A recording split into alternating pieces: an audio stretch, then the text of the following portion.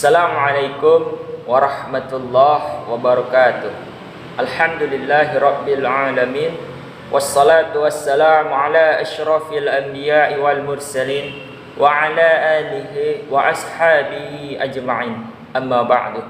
Puji dan syukur senantiasa kita panjatkan kehadirat Allah Subhanahu wa taala yang telah memberikan kita nikmat dan karunia-Nya sehingga kita dapat melaksanakan segala aktivitas kita pada hari ini.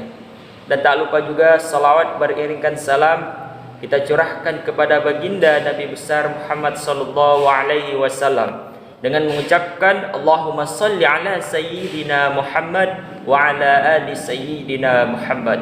Semoga kita semua mendapatkan syafaat beliau di yaumil akhir kelak. Amin ya rabbal alamin. Yang saya hormati Bapak dosen pengampu mata kuliah hadis tematik. Di sini saya ingin memperkenalkan diri. Nama saya Ahmad Faza Paujan Saragi. Saya adalah mahasiswa di Universitas Islam Negeri Sumatera Utara, Kota Medan. Saya berasal dari Fakultas Dakwah dan Komunikasi, jurusan Manajemen Dakwah, semester 5. Di sini saya akan menjelaskan apa itu hadis tematik. Baiklah, selanjutnya saya akan menjelaskan pengertian hadis tematik. Di sini hadis tematik sebenarnya tidaklah begitu jauh berbeda dengan tafsir maudhu'i. Perbedaannya hanya terletak pada objek kajiannya. Jika tafsir maudhu'i, objek kajiannya adalah ayat-ayat dan tafsirnya. Sedangkan hadis tematik, objek kajiannya adalah hadis-hadis dan syarahnya. Berdasarkan hal ini, maka hadis tematik adalah kajian mengenai hadis-hadis beserta pemaknaannya mengenai tema-tema tertentu. Hadis tematik ini muncul karena pembahasan dalam sebuah hadis belum utuh dan tuntas.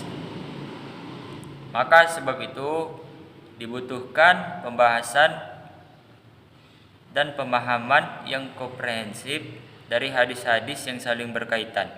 Lalu kemudian dimaknai menjadi sebuah satu kesatuan yang utuh. Jadi di sini sifatnya saling merekonstruksi sebuah pemahaman.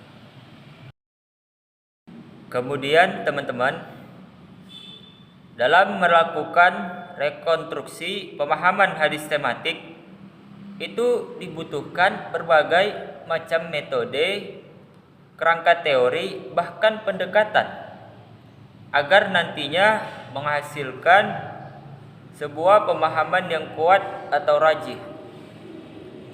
Hasil dari sebuah studi hadis tematik sifatnya ini memang sangat subjektif, tergantung dari kedalaman dan keluasan wawasan subjek atau orang yang melakukan studi hadis tematik.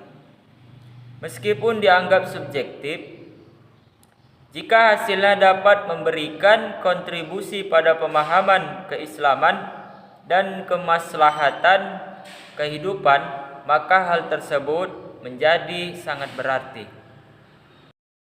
Selanjutnya, saya akan menjelaskan mengenai langkah-langkah yang harus diperhatikan dalam pengkajian hadis dengan metode tematik ini.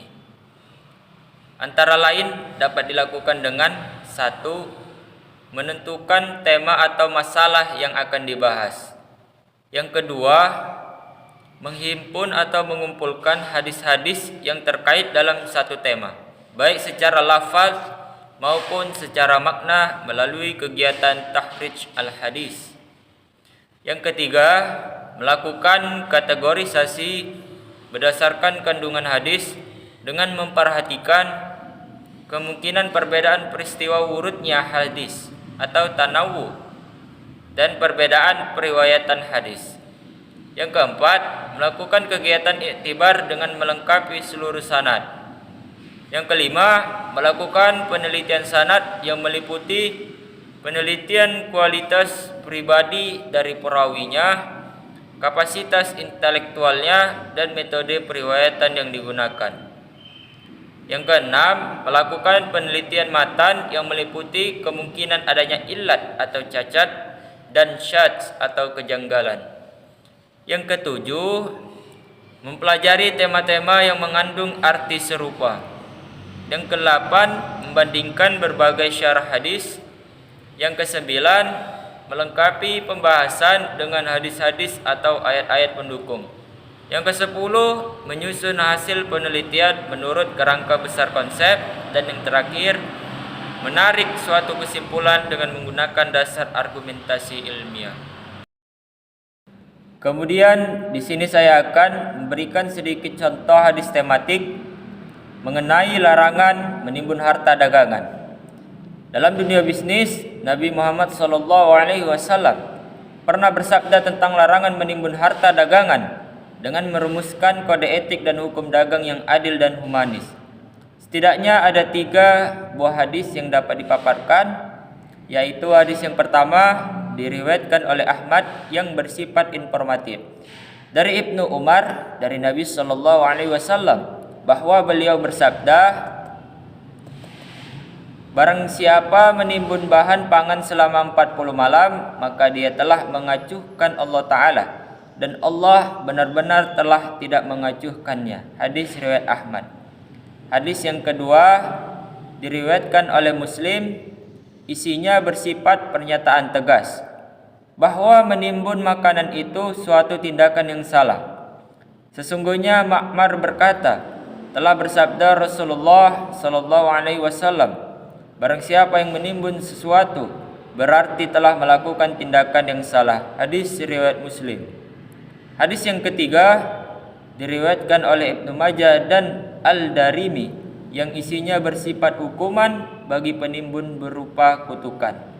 Dari Ibnu Umar, Ibnu Al-Khattab berkata, telah bersabda Rasulullah SAW, orang yang telah mendistribusikan akan mendapatkan rizki atau keuntungan, dan penimbun mendapatkan laknat atau kerugian.